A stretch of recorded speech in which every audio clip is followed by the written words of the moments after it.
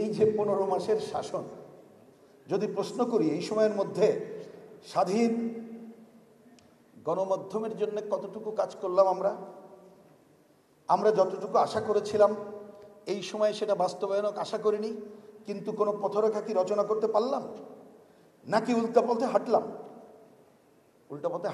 এই কারণে বলছি, আমরা যে দখলদারিত্বের কথা, কর্তৃত্ববাদী শাসনে যে স্বৈরতন্ত্রের কথা বললাম, সম্প্রতিকালে কি আমরা দখলদারিত্ব দেখিনি? সম্প্রতিকালে কি সাংবাদিকদের উপরে অহেতুক মামলা সহ বিভিন্ন ঘটনা কি আমরা দেখিনি? অন্য মামলা হতে পারে, কিন্তু হত্যা মামলা সহ এগুলো কি আমরা দেখিনি? আমরা সাংবাদিকতার নামে দখলদারিত্ব কি দেখিনি? তা কোথায়? রাজনৈতিক দলগুলোর কথা বলেন, দলীয় ক্ষমতায় গেলে কি সব করে ফেলে। এই যে তত্ত্বাবধায়ক সরকার, সে আমলে কি হলো?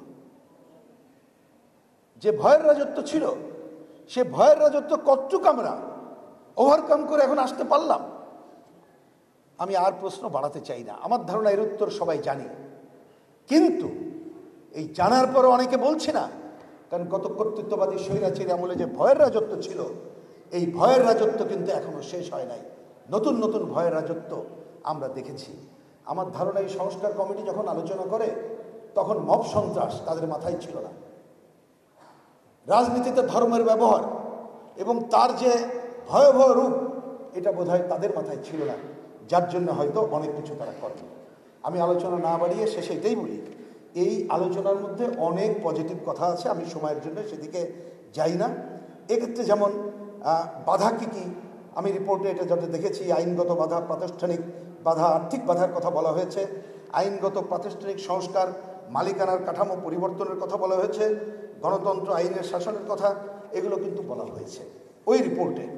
এখানে যেমন একটা গুরুত্বপূর্ণ জায়গা আমি দৃষ্টি আকর্ষণ করি, আমাদের সংবিধানকে উল্লেখ করে আমাদের চিন্তার স্বাধীনতা এবং সংবাদপত্রের স্বাধীনতা কিন্তু বলা আছে। জাতীয় নিরাপত্তার প্রশ্ন তুলে যেভাবে কণ্ঠরোধ করার কথা বলা হয়, সেটাও বলা আছে কেবলমাত্র যুদ্ধ পরিস্থিতি ছাড়া যেন অন্য জায়গায় আমরা এটাকে প্রশ্ন না করি। তাহলে এই পজিটিভ দিকগুলো তো আছে, সুতরাং এই পজিটিভ দিকগুলোর সাথে আমরা ঐক্যমত্য পোষণ করছি।